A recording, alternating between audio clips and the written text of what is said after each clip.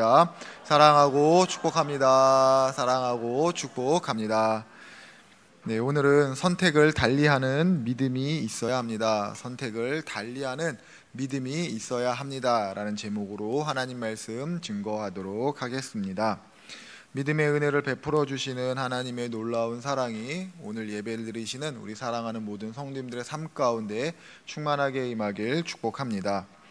지금의 시대에 수많은 기업들의 생존의 길은 다른 것을 선택하는 것이다 라는 말이 있습니다. 기존의 것과 다른 것을 생산할 수 있는 능력이 회사의 미래를 결정한다 라고 하죠. 다른 것을 만들어내어서 생존을 한다라고 하는 이러한 일들이 회사에만 적용이 될까요? 모든 부분에서 이미 포화 상태를 이루었다라고 말하는 현대 사회를 살아가는데 그 생존은 다른 것을 선택하는 것입니다. 그렇기 때문에 지금의 시대는 나은 것을 선택하는 것이 아니라 다른 것을 보고 다른 것을 선택할 수 있는 실력을 요구합니다. 하나님께서도 우리에게 요구하시는 믿음은 이와 같은 겁니다. 하나님께서 요구하시는 믿음은 세상과 다른 믿음입니다.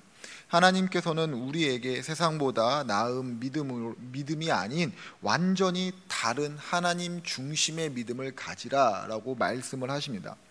그럼 하나님께서 원하시는 세상과 완전히 다른 믿음은 무엇을 말할까요? 그리고 그런 믿음의 삶을 사는 것은 어떤 삶의 모습이 있겠습니까? 호세아 선지자는 하나님의 말씀을 듣지 않고 살아가는 이스라엘 백성들에게 하나님의 심판의 메시지를 선포하죠. 그러나 사람들은 호세아 선지자가 선포하는 이 말씀에 귀를 기울이지 않습니다. 심판의 메시지를 듣고 아무런 반응이 없었습니다. 이렇게 심판의 메시지 가운데 아무런 반응을 하지 않았던 이유에 대해서 성경에서는 하나님을 아는 지식이 없기 때문이다 라고 밝힙니다. 이 하나님을 아는 지식이 없다라고 하는 것은 다른 말로 표현하면 하나님과 친밀한 관계를 쌓아가고 있지 않다라는 것을 뜻합니다. 다시 말해서 이스라엘은 하나님을 표면적으로만 알고 하나님과의 사귐은 등한시하고 있다는 것이죠. 하나님의 선택을 받은 특별한 민족으로서의 자긍심은 있지만은 그 자신들을 선택해 주신 하나님을 더 깊이 알아가는, 그리고 하나님과 더 가깝게 지내려고 하는 그러한 사귐은 생각하지 않았습니다. 그러나 하나님께서는 그들을 선택하시고 그들을 특별한 민족으로 삼아 주셨죠. 그렇게 하셨던 그 이유가 무엇이겠습니까? 그들과 더욱더 깊은 사랑의 관계로 나아가기 위함입니다. 만약에 이스라엘이 이러한 하나님의 마음을 알고 있었다면 하나님을 더 깊이 사귀는 그 과정 가운데 하나님께서 우리를 선택하신 이유가 이것이야 라는 그 분명한 이유가 깨달아졌다면 이스라엘은 마땅히 하나님과 더욱더 가깝게 지냈을 것입니다. 하나님이 어떤 분이신지 더 관심을 가지고 하나님에 대해서 더 많이 알아가는데 자신의 삶을 들였을 것입니다. 무엇보다 하나님을 알아가는 그 지식 가운데 하나님께서 말씀하시는 그 삶에 대해서 순종하면서 하나님께서 원하시는 삶의 모습대로 살아가야만 했겠죠. 그러나 이스라엘에게는 이 모든 것이 없습니다. 표면적으로 그들은 하나님을 알았습니다. 그러나 그들에게는 하나님께 내 삶의 전부를 드리는 하나님을 아는 지식은 없었습니다.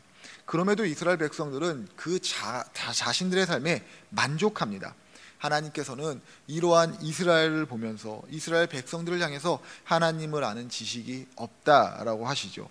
이를 통해서 우리가 하나 알 수 있는 것이 있는데, 우리가 하나님을 알아가는 데 있어서 이쯤이면 된다라고 하는 이 스스로의 만족함은 있을 수가 없다는 겁니다.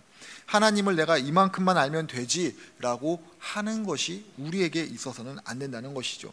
다른 표현으로 하자면은 하나님께 부름받은 믿음의 성도는 하나님 나라에 입성하는 그날까지 하나님을 알아가는 것을 멈춰서는 안 됩니다. 우리는 사무엘이 이스라엘 백성들을 떠나면서 했던 그 고별사를 기억을 하면서 기도를 멈추는 것을 죄로 인식합니다. 또 바울의 말을 기억하면서 쉬지 않고 기도하기를 소망하고 원합니다. 그런데 정작 우리는 우리의 기도를 들으시는 하나님에 대해서 알아가는 것을 멈추는 것이 얼마나 무서운지에 대해서는 무감각합니다. 영적인 무감각 가운데에도 영적인 무감각 가운데 있음에도 불구하고 우리에게는 또 신앙의 행위는 그대로 있습니다. 기도를 얼마든지 합니다. 예배도 얼마든지 드립니다. 선교도 갑니다. 착한 일도 다 할 수 있습니다. 그런데 하나님에 대해서 무감각하면서 하나님을 알아가기를 멈춘 상태에서 하는 그 기도란, 그 기도의 목적이란 하나님의 뜻이 이 땅에서 이루어지는 것에 맞춰져 있기보다는 내가 원하고 내가 바라고 내가 이루기를 소망하는 것들을 하나님께 구하는 것이 아닌가라는 생각이 들 때가 많이 있습니다. 우리는 하나님을 힘써 알아야 됩니다. 수고와 노력을 들여서 하나님을 더 깊이 알아가야 합니다. 그리고 우리의 삶을 다하는 그날까지 이 하나님을 알아가는 열망을 멈춰서는 안 됩니다. 사랑하는 성도님들의 삶 가운데 또 신앙의 이 아름다운 여정 가운데 하나님을 더욱더 알아가는 그 애씀이 있기를 부탁을 드립니다. 하나님을 더욱더 알아가시는 가운데 날마다 하나님과 깊은 사랑을 나누는 우리 모두가 되시기를 바랍니다. 호세아 선지자는 이스라엘 백성들을 향해서 계속해서 하나님의 말씀을 선포합니다. 오늘 말씀의 시작인 15절은 이러한 심판으로 하시지만은 그 심판 가운데 포기하지 못하시는 하나님의 마음이 담겨져 있습니다. 우리 15절 말씀을 한번 읽어보겠습니다. 이스라엘아, 너는 음행하여도 유다는 죄를 범하지 못하게 할 것이라. 너희는 길갈로 가지 말며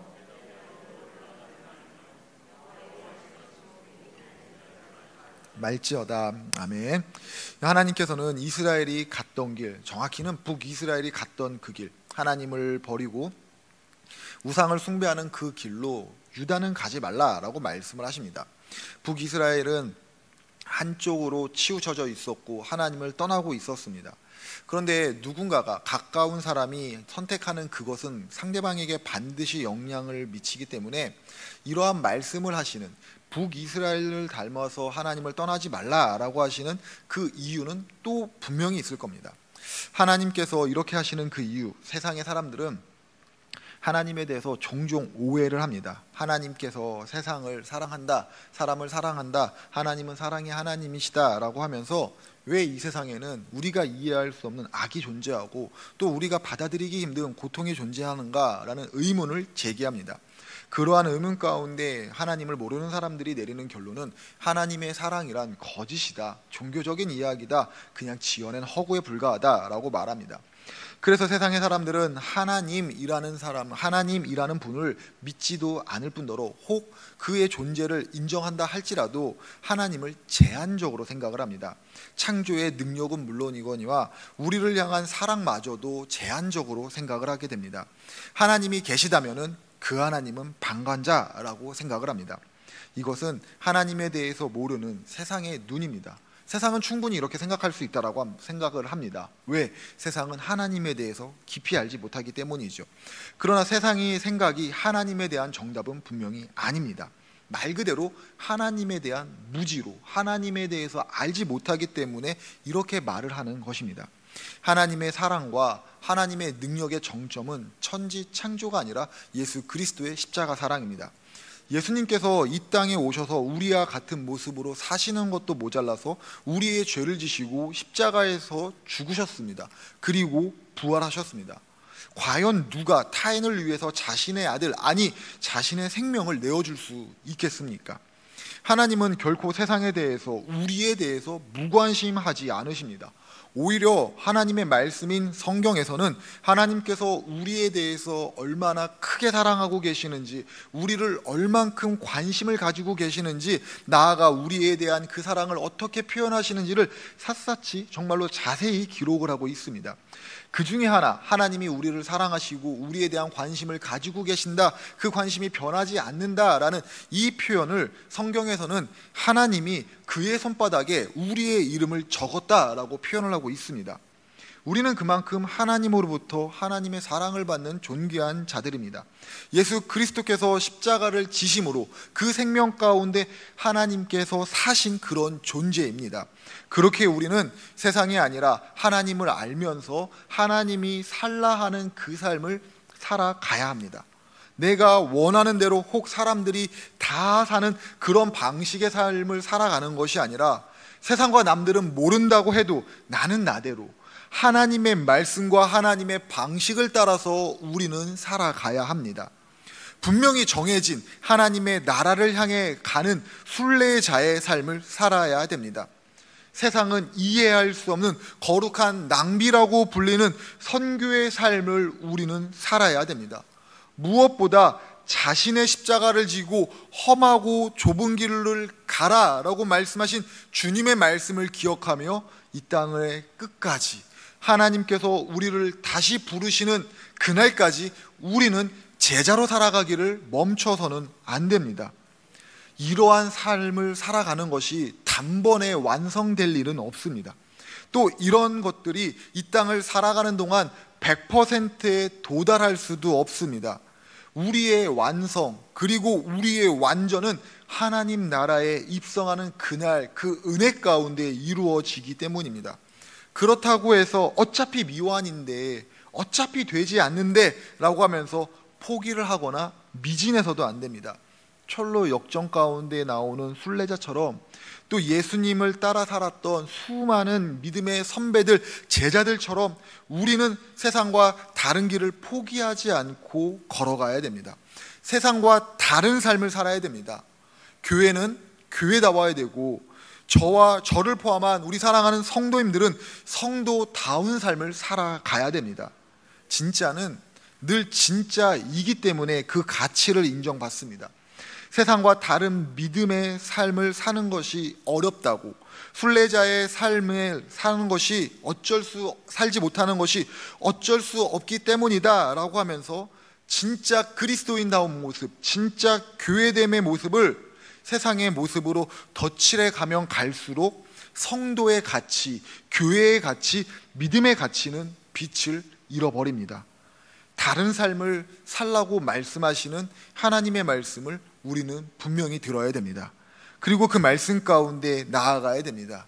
안 된다고, 어렵다고, 어쩔 수 없다라고만 하는 것이 아니라 나는 여호와의 능력으로 너의 앞으로 나간다라고 외쳤던 소년 다윗과 같이 하나님의 능력으로 세상 가운데 당당히 나아가 거룩함을 외치며 살아가는, 하나님을 더욱더 알아가는 우리 모두가 되어야 됩니다.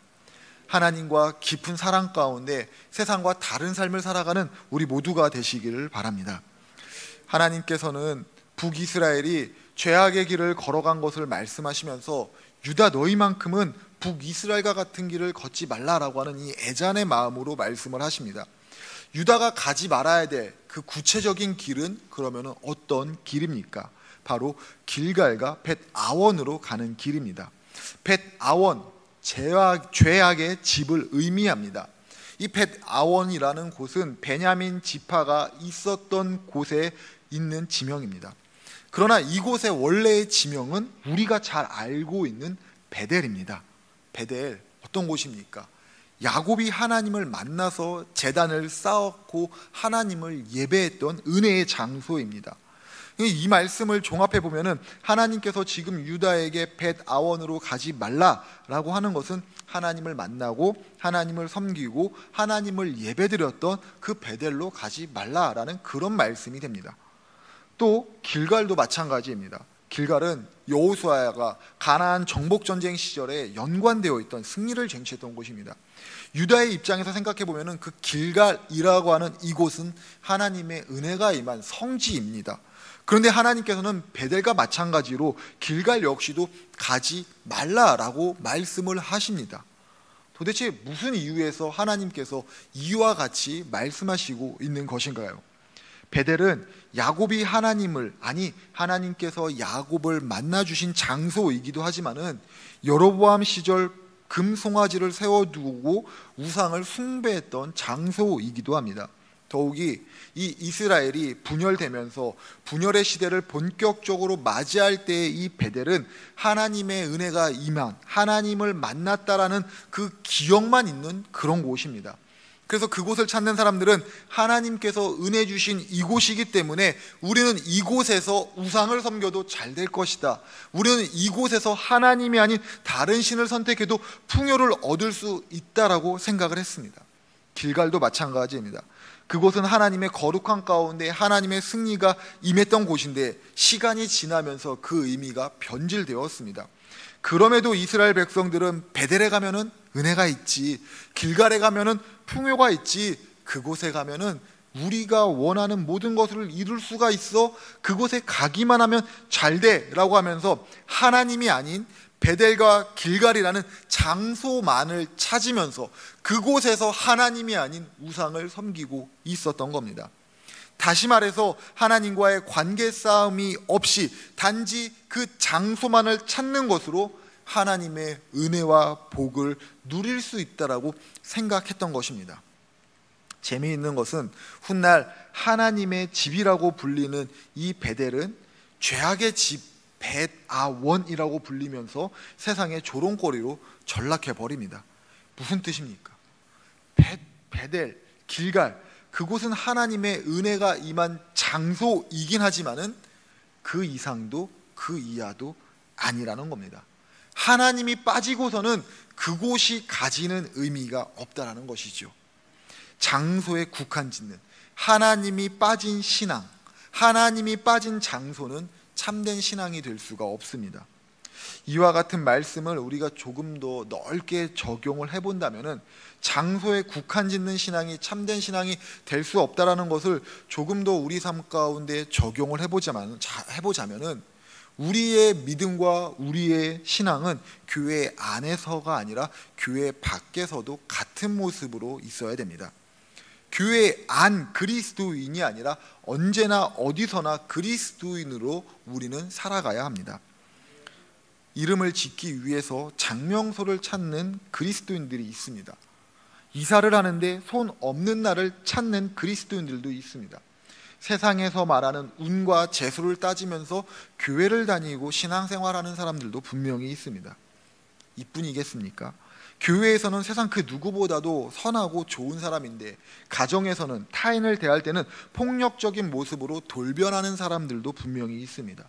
타인과의 관계 가운데 힘의 논리를 적용하여서 나보다 힘이 없다라고 판단되는 약자들에게 갑질하면서 신앙생활을 하는 교인들도 많이 있습니다. 우리는 그리스도인으로서 교회 안에서만 머무는 그리스도인 되는 삶을 추구하는 것이 아니라 일상의 그리스도인이 되어야 됩니다.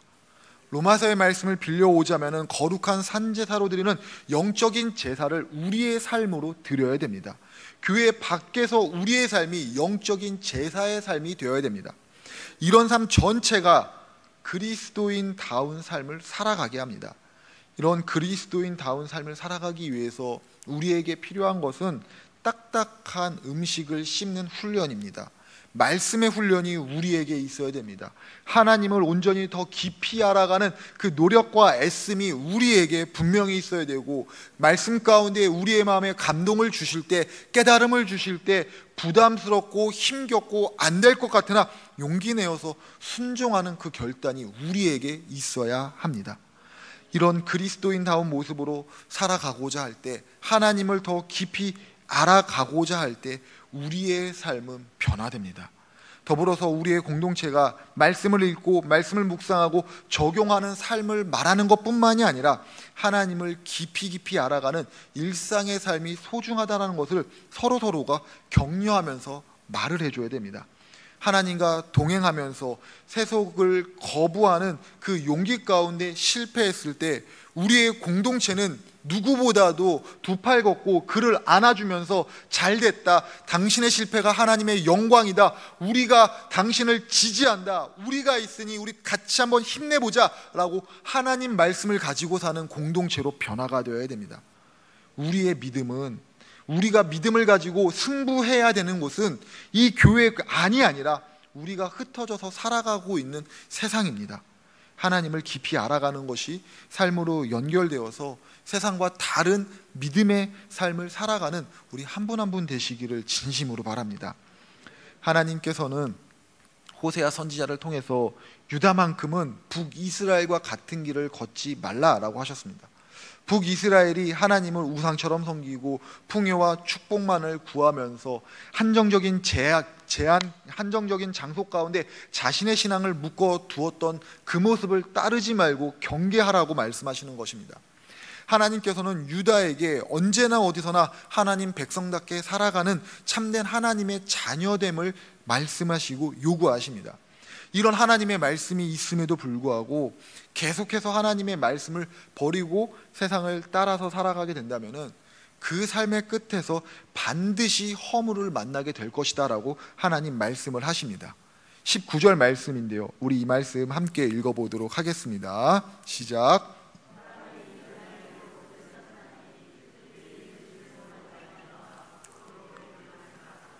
아멘. 19절의 말씀, 바람이 그 날개로 그를 쌌나니 그들이 그 재물로 말미암아 부끄러운 일을 당하리라 라고 하는 이 말씀을 새번역 성경으로 보면 이렇습니다. 그러므로 거센 바람이 그 날개로 그들을 에워싸고 휩쓸어 갈 것이다. 그들이 바친 희생 제물이 그들을 수치스럽게 할 것이다 라고 번역을 합니다. 하나님의 말씀을 버리고 세상과 같은 삶을 살아갈 때, 세상에서 말하는 풍요만을 쫓아갈 때에 당장은 편할 수도 있고 당장은 이익이 될 수 있는 것이 있어도 그 끝에서는 반드시 허물을 피하지 못합니다. 이러한 허물을 호세아 선지자는 바람이 그 날개로 그를 감쌌다라고 표현을 합니다. 이것은 그토록 바라던 풍요를 얻는다 할지라도 하나님께서 그것을 한순간에 사라지게 하실 수 있다라는 것을 경고하고 있는 겁니다. 우리는 하나님의 말씀을 기억하면서 어떻게든 복을 받는 결과론적인 신앙이 아니라 하나님께서 지금 나와 함께 하시는 것이 참된 복이다 라고 하는 이 과정의 신앙을 가져야 됩니다. 믿음은 결과와 함께 과정을 중시 여깁니다. 그러나 지금 우리가 살아가고 있는 이 시대는 다 결과로 말하지 않습니까? 결과로 말해. 결과만 좋으면 다 좋은 게 돼 라고 이야기를 합니다. 그러니까 세상의 논리에서는 충분히 있을 수 있다고 생각을 합니다. 그러나 교회에서는 과정을 중시 여기시는 하나님을 믿는 우리들은 결과만 얻는 것뿐만이 아니라 과정도 같이 얻어야 합니다. 결과만 얻기 위해서 부정한 무리수가 정당화되어서는 안 되겠죠. 결과만 얻기 위해서 거짓이 선으로 바뀌어서는 안 되겠죠. 결과를 얻기 위해서 폭력이 정당시되어서는 안 되겠죠. 결과를 얻기 위해서 하나님의 말씀 가운데 사랑하라라고 하는 이웃에 대한 무관심이 정당화되어서는 안 되겠죠. 당장만 지나고 나면 된다라는 이 생각 가운데 지금이 내일을 향한 디딤돌이라는 이 생각으로 우리는 바뀌어야 됩니다. 이와 같은 생각으로 주님이 다시 이 땅에 오시는 그날까지 우리는 하나님을 더욱더 철저히 의지하고 하나님의 방법을 익히며 하나님께서 원하시는 대로 살아가기를 힘써야 합니다. 허무의 바람이 불어와 모든 것이 무너지기 전에 우리의 믿음을 하나님의 기준으로 재조정하며 맞춰야 됩니다. 하나님의 기준으로 맞춰질 때 우리는 세상과 다른 삶을 선택하게 됩니다. 그리고 그 삶 가운데 아름답게 임하시는 하나님의 놀라운 역사를 경험하게 됩니다. 결과만 보면서 누군가하고 비교하면서 자신의 삶을 아름답게 여기지 않는 이들이 있습니다. 부족한 가운데 임하시는 하나님의 은혜가 아니라 남들에게 있는 건 내게 없다라는 그 부족한 가운데 괴로워하며 눈물로 기도하는 분들도 있습니다. 또 결과만 보면서 하나님께 예배를 드리고 싶지만은 자신의 삶이 초라하고 부끄러워서 가난해서 교회를 나오지 못하겠다라고 말하는 이들도 있습니다. 결과만 봄으로써 자신을 초라하게 만드는 일들이, 결과만 중시 여기는 그러한 사고들이 미친 영향입니다. 지금 우리의 주변을 보십시오. 더불어 우리를 좀 보십시오. 인터넷에 보면은 하나님을 믿어서 병 고침을 받았고 문제 해결을 받아서 세상 남부러울 것 없이 살아가고 있다라고 말하는 그 수많은 간증들을 우리는 너무나도 쉽게 접할 수가 있습니다. 그 간증들 앞에서 하나님을 향한 간절한 마음이 생기기도 하지만은 어떤 마음이 또 듭니까? 나 역시도 간절했는데, 나 역시도 할 만큼 한 것 같은데 왜 내게는 이러한 간증이 없지? 라는 생각 가운데 내 자신이 열심을 내지 못한 것 같아서 더욱더 죄책스럽고 더욱더 자격이 없다라고 생각을 합니다. 하나님의 은혜와 능력이 그런 간증하는 사람들의 삶 가운데 임했다는 것 부인할 수 없습니다. 저도 더불어 우리 교회에 계신 우리 성도님들도 이런 삶이 되셨으면 참 좋겠습니다. 그런데 하나님의 은혜라는 것이 결과에만 국한되어서 병고침을 받고 문제 해결을 받는 그 가운데만 있겠습니까? 다른 말로 병이 있다라고 해서, 문제가 있다라고 해서, 더 나아가 가난하다라고 해서, 연약하다라고 해서, 차별 가운데 있다라고 해서 그 삶 가운데 하나님의 은혜가 임하지 않겠습니까? 저랑 친한 선배가 얼마 전에 미국에서 꽤 큰 규모 교회의 담임 목사님으로 취임했다라는 소식을 전해왔습니다. 왜 남이 잘 되는 소식은 꼭 배가 아플까요? 선배가 소식을 전해오면서 미국 교회 상황이 힘드니 기도를 많이 해주기를 바래 라고 하는데, 저는 그 얘기를 너 여기 와서 나랑 같이 목회할래? 라는 이야기로 듣고 선배 잘 되길 바래 라고 하면서 칼차단했습니다. 저는 미국을 가고 싶은 생각이 1도 없습니다. 우리 사랑하는 우리 성도님들과 존경하는 담임 목사님께서는 제가 지금 선배가 담임 목사 되었다라는 이 소식이 제게 부러움으로 다가왔다는 것을, 참 이상민 목사님 뭣도 모르는구나, 담임 목회해봐, 그게 얼마나 힘든데, 부목사 때가 좋은 거야 라는 이 눈빛을 보내시지만, 부목사인 저로서는 부인할 수 없습니다. 저의 1번의 기도는 하나님 담임 목회지를 허락하여 주옵소서라는 겁니다. 얼마 전 이런 생각을 하게 됐습니다. 주변에 있는 선배들이 이제 꽤 큰 규모의 담임 목사로 청빙을 받기 시작을 했고, 친구들이 또 동기들이 담임 목회를 나가기 시작을 합니다. 저도 담임 목회를 위해서 여러 번 이력서도 내보고 면접도 봤습니다. 결과는 부목사로 머물러 있습니다. 담임 목사로 지원하는데, 담임 목회자로 나아가는데 이렇게 힘든 것인가 라고 생각을 해보면서 또 곰곰이 생각해 보니까 제가 한 교회의 담임 목회자로서 내세울 수 있는 그 무엇이 없다라는 것을 알게 되었습니다. 제가 우리 존경하는 담임 목사님 가운데 가장 부러운 거, 하나님께서 우리 목사님에게 있는 것 하나를 뺏어서 저에게 주신다고 하면은 저는 고민도 하지 않고 하나님 목소리 주세요 할 겁니다. 저는 아무리 제 목소리를 들어도, 설교 모니터링을 해도, 목소리를 좋게 연습을 해도 담임 목사님과 같이 중저음의 부드러운 저 목소리 나오지 않습니다. 친구들이요, 제가 전농교회에 부임했다는 소식을 듣고 사이트를 막 이 교회 홈페이지를 보면서 우리 담임 목사님에 대해서 똑같이 평가합니다. 목소리가 성우급이야, 이런 말을 합니다. 또 제가 사랑하고 존경하는 우리 조 목사님, 그만큼의 영성이 제게 없습니다. 저는 한없이 가볍습니다. 그래서 저는 스스로 저에 대해서 규정하기를 생존형 목회자다라고 제 정체성을 정의합니다. 딱 목사로서 살아가기에 최소한 것들만 갖췄다라고 생각을 합니다. 또 목회의 길을 이렇게 살펴보니까는 그 길 가운데 내세울 만한 특별한 어떤 결과들이 없습니다. 친한 동생이 섬긴 청년 공동체, 몇 명에 10명 미만으로 시작해서 몇십 명이 되었다, 몇백 명이 되었다, 이런 얘기가 있는데 저는 그런 경험이 없습니다. 제가 정말 사랑하는 선배들이 교회 가운데 가서 부흥했다, 그 교회에서 문제가 바뀌었다, 이런 얘기를 많이 듣는데 저에게 그런 경험이 있나라고 되짚어 봅니다. 저는 정말이지 목사로서 딱 필요한 만큼 설교하고 신방 다니고 기도하고 가끔 성경 공부하고 딱 요 정도의 능력치만 가지고 있습니다. 요 최소한의 능력치, 정말 생존형 목회자로서 목회하고 살아가고 있습니다. 제가 설교문을 작성하면서 이 부분을 쓰면서 이렇게 살아가는 것도 은혜구나 라고 생각을 했는데, 참 다른 능력이 있었으면 좋겠다는 마음은 부인할 수가 없습니다. 우리 선배가 담임 목회로 나아가게 됐다라는 그 소식이 제 마음 가운데 파도처럼 요동치게 했습니다. 하나님, 언제예요? 아무리 최소치지만 하나님의 은혜가 저에게도 임했잖아요. 저도 담임 목회 갈 수 있잖아요. 아니 하나님, 면접까지 가게 하시면서 왜 면접에서 꼭 떨어뜨리십니까? 언제까지 이러실 겁니까? 이런 불평이 막 올라왔습니다. 하루는 새벽 가운데 기도를 하는데 하나님께서 제 마음 가운데 이런 말씀으로 위로해 주셨습니다. 보여지는 결과는 없어도 너에게는 사람이 남아있잖아 라는 마음을 주셨습니다. 생각해 보니까 제가 이력서에 쓸 만한 어떠한 특별한 업적은 없지만은, 결과는 없지만은 제 주변에는 지금 우리 성도님들과 같이 좋은 사람들이 참 많이 남아 있습니다. 특별히 제가 청소년 사역, 청년 사역을 해오는 동안에 만났던 그 제자들이 수십 년이 지난 10년의 시간이 지난 지금도 연락하고 만나고 어려운 일들이 있을 때마다 기도를 요청을 합니다. 이 사실을 깨닫자 제 마음에 위로가 되었고 감사가 몰려왔습니다.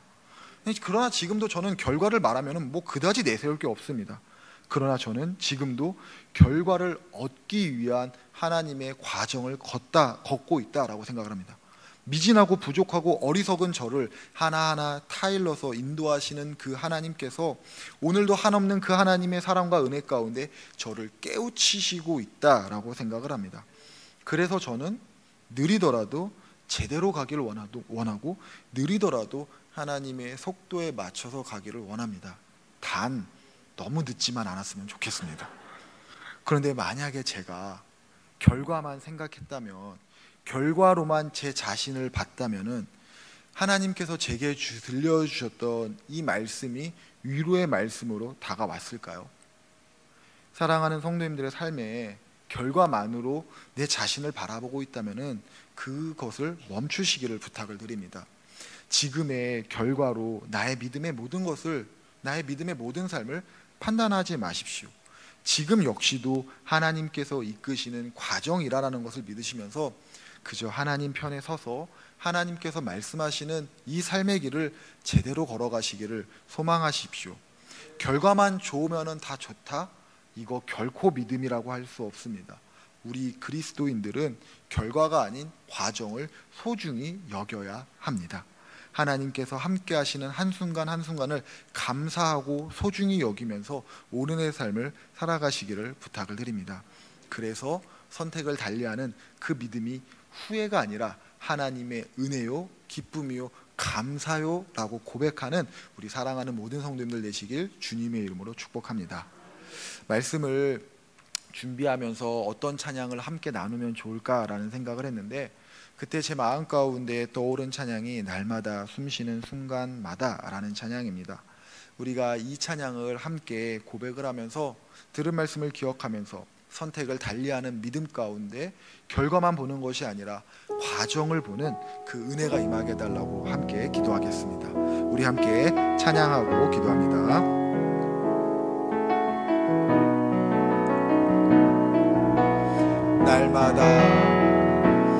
날마다 숨쉬는 순간마다 내 앞에 어려운 일 보내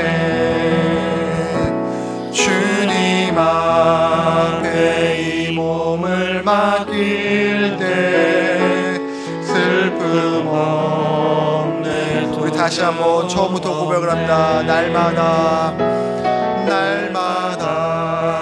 숨쉬는 순간마다 내 앞에 어려운 일 보내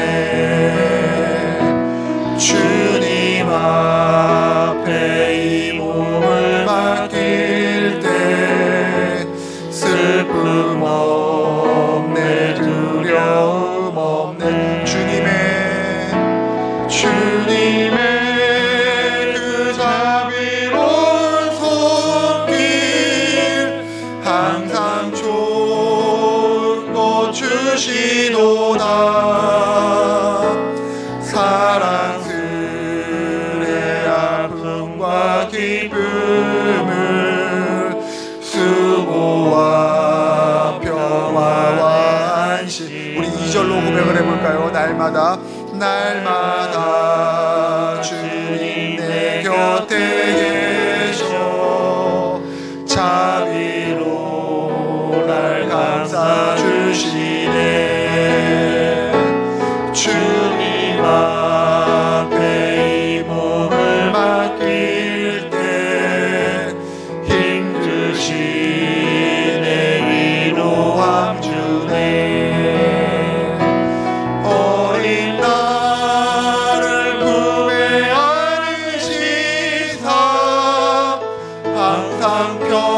평안함 주시도다. 내가 살아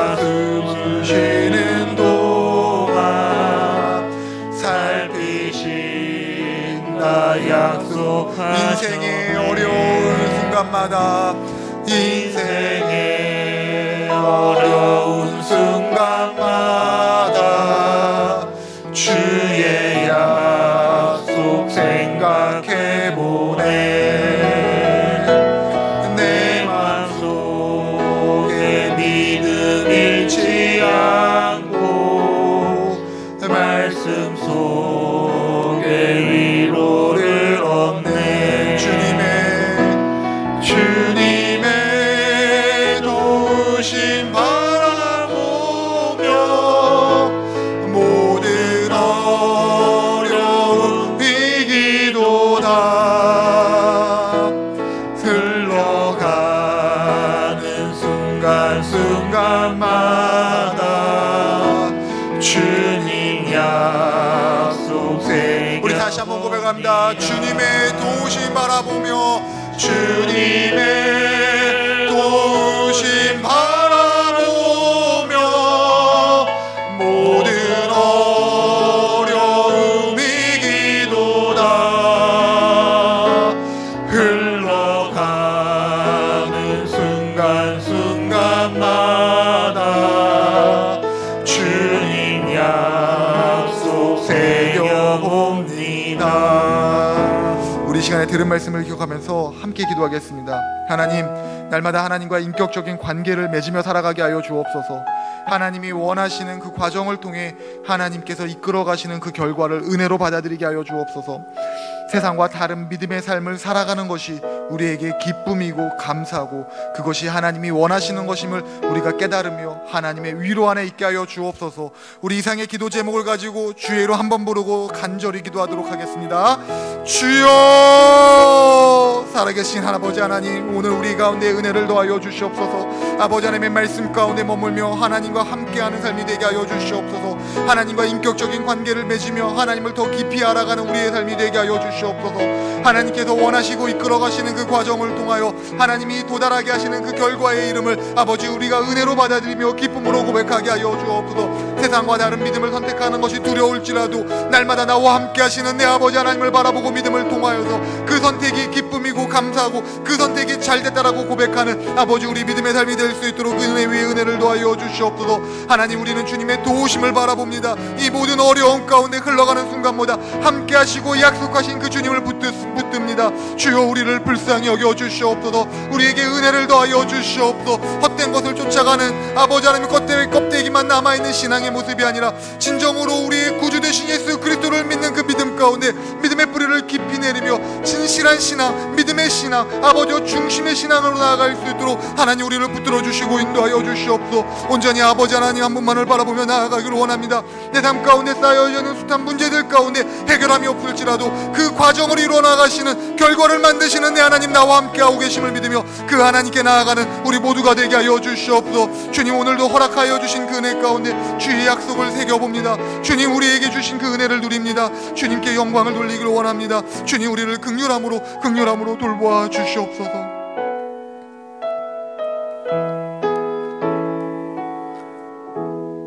하나님의 은혜 안에서 선택을 달리하는 믿음으로 하나님과 더욱더 가까워지는 하나님의 사랑의 그 과정 가운데 결과를 은혜로 받아들이는 우리 모두가 되게 하옵소서. 예수님의 이름으로 기도합니다. 아멘.